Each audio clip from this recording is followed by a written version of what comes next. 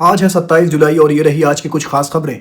America के Siyahchal में आज गोलियां चल गईं जिसकी वजह से 2 लोगों की जान चली गई और लगभग 5 लोग घायल हैं। बताया जा रहा है सियाचल में एक फेस्टिवल चल रहा था जिसका नाम था बाइट ऑफ सियाचल। इसी के दौरान गोलियां चलना स्टार्ट हो जाती हैं। इन लोगों ने गोलियां चलाई थी उनको गिरफ्तार कर लिया गया है। अभी रीज़न पता नहीं चल पाया है इसके पीछे का कि इन लोगों ने गोलियां क्यों चलाई थी। फेस्टिवल में गोलियां चली उसका नाम है bite of Siyahchal. Bite of Siyahchal एक फेस्टिवल है जो हर साल सियाचल में मनाया जाता है और यहाँ पर तरह तरह की कुजीन्स एक तरह से लगाई जाती हैं और लाइव खानों का डेमो भी दिया जाता है। उसी दौरान यहाँ पर गोलियां चलना स्टार्ट हो जाती हैं। अभी गोलियां चलने का एग्जैक्ट रीज़न पता नहीं चल पाया है।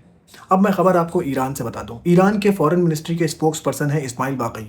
उनका बयान आया है कि हम लोग डिप्लोमेसी के लिए तैयार हैं, मतलब कि हम लोग दोबारा से बातचीत के लिए तैयार हैं, लेकिन हम लोग अपना डिफेंड करने के लिए भी तैयार हैं। उन्होंने कहा कि हम दोनों चीज़ों के लिए तैयार हैं। अगर अमेरिका बातचीत करके इस मसले को सॉल्व करना चाहता है तो उसके लिए भी हम तैयार हैं, और अगर अमेरिका वॉर चाहता है तो हम वॉर के लिए भी तैयार हैं। ईरान के फॉरेन मिनिस्ट्री के स्पोक्स पर्सन की इस बात से एक चीज़ सामने आ रही है कि ईरान और अमेरिका की दोबारा बातचीत शुरू होने वाली है। और ये आप और हम जानते हैं कि दोबारा बातचीत शुरू इसलिए होती है ताकि वेपन्स को दोबारा रीस्टोर करा जा सके। अमेरिका के पास तो वेपन्स ख़त्म ही हो रहे हैं। कई रिपोर्ट्स में बताया गया था, हो सकता है कि ईरान के पास भी वेपन्स ख़त्म हो रहे हों, इसलिए ईरान बातचीत के लिए रेडी हो गया हो। उधर डोनाल्ड ट्रंप का भी बयान आ गया है। डोनाल्ड ट्रंप ने कहा है कि ये जो सारी न्यूज़ सर्कुलेट हो रही हैं कि अमेरिका के पास आर्म्स, वेपन्स और एमुनेशंस ख़त्म हो रहे हैं, तो ये गलत न्यूज़ है। हमारे पास इन सब चीज़ों का भंडार लगा हुआ है। ये सब चीज़ों की हमारे पास कोई भी कमी नहीं है, ये कहना है डोनाल्ड ट्रंप का। अब मैं खबर आपको रशिया और यूक्रेन की बता दूं। बताया ये जा रहा है ज़ेलेंस्की मुलाकात करने वाले हैं डोनाल्ड ट्रंप से, और इस मुलाकात में ये चीज़ डिस्कस करी जाएगी कि रशिया के सामने एक प्रपोजल रखा जाएगा कि एयर सीज फायर का, मतलब कि ये जो दोनों कंट्रीज़ एक दूसरे के ऊपर एयर अटैक कर रही हैं ड्रोन से और मिसाइल से, इसके सीज फायर की बात रखी जाएगी। अब देखने वाली बात यह है, क्या ये सीज फायर डील को पुतिन मानते हैं। अब मैं खबर आपको सूडान की बता दूं। सूडान में सूडानीज आर्मी भारी पड़ती जा रही है आरएसएफ के ऊपर। आरएसएफ ने अब जो इलाके कब्जे कर रखे थे सूडान के अंदर, उसको धीरे धीरे करके सूडानीज आर्मी अपने कब्जे में वापस लेती जा रही। दोस्तों, आरएसएफ ने जो कत्लेआम सूडान में मचाया है वो बताने लायक नहीं है, और इसको जो हथियार मिल रहे थे, ये एलिगेशंस लगते रहे हैं यूएई पर कि यूएई ने आरएसएफ को हथियार प्रोवाइड करे। और दोस्तों, यूएई ये इस वजह से कर रहा है क्योंकि बहुत बड़ा गोल्ड की वहाँ पर माइंस वगैरह हैं सूडान वगैरह में। सोचिए, जहाँ से सोना निकलता है वहाँ इतनी ज़्यादा क्राइसिस है, और दुनिया भर में सोने की कितनी ज़्यादा वैल्यू है। बताया ये जाता है यही सब जो गोल्ड की माइन है, इस पर अपना कंट्रोल चाहता है यूएई आरएसएफ के ज़रिए, और इसीलिए वो आरएसएफ को सपोर्ट भी करता है। और दूसरी तरफ सूडानीज आर्मी को सपोर्ट करता है सऊदी अरब। तो दोस्तों, देखा जाए तो यूएई और सऊदी अरब में भी एक तरह से कोल्ड वॉर चल रही है।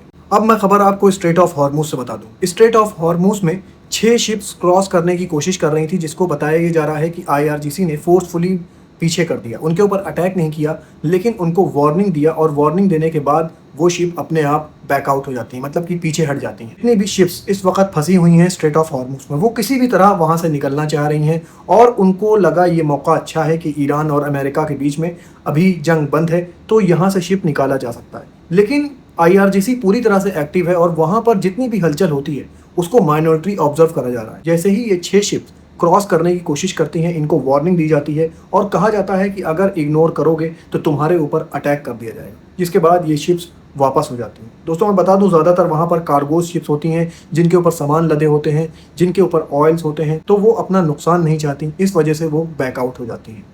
दोस्तों, इस वक्त बता दूं मैं आपको, स्ट्रेट ऑफ हॉर्मुज को पूरी तरह से बंद करके रखा हुआ है ईरान ने कहा है ये स्ट्रेट ऑफ हॉर्मुज तब तक बंद रहेगा जब तक कि अमेरिका उसकी जो डिमांड्स है वो मान नहीं जाता। उधर बाब अल मंदेब जो रेड सी का इलाका है वो भी लगभग बंद है। और बताया ये जा रहा है कि यमन के हुतीज़ ने सऊदी अरब के लिए और इजराइल के लिए बाब अल मंदेब को पूरी तरह से बंद कर दिया है। मैं आपको वेदर रिपोर्ट बता दूं। बताया ये जा रहा है कल वेनेजुला में भी बारिश के बाद बाढ़ जैसे हालात बन गए। दुनिया भर में आप तो देख ही रहे हैं, मैं रोज़ आपको न्यूज़ बताता हूं, कहीं बाढ़ आ रही है, कहीं वाइल्ड फायर हो रही है, और आज वेनेजुला में भी बारिश के बाद फ्लड जैसे हालात हो गए थे। अब मैं खबर आपको वाइल्ड फायर की बता दूं। वाइल्ड फायर धीरे धीरे करके बढ़ती जा रही है, वो रुकने का नाम नहीं ले रही। ये फोटो मैं देखिए आपको दिखा रहा हूँ कि वाइल्ड फायर स्पेन की अब हाईवेज तक पहुँच चुकी है। लाखों लोगों ने अपना घर छोड़ दिया है, लाखों लोग अब इवैक्यूएट कर चुके हैं मैड्रिड से और फ्रांस के शहरों से। लेकिन बताया ये जा रहा है कि अभी भी ये वाइल्ड फायर रुकने का नाम नहीं ले रही है। फायर फाइटर्स लगे हुए हैं, हेलीकॉप्टर से इसके ऊपर पानी डाला जा रहा है, लेकिन ये वाइल्ड फायर थमने का नाम नहीं ले रही। देखिए दोस्तों, इसमें क्या होता है, मैं ऐसे ही अपडेट खबरें लेकर आपके पास आता रहूँगा। अपना बहुत ख्याल रखिए और मुझे भी अपनी दुआओं में याद रखिए।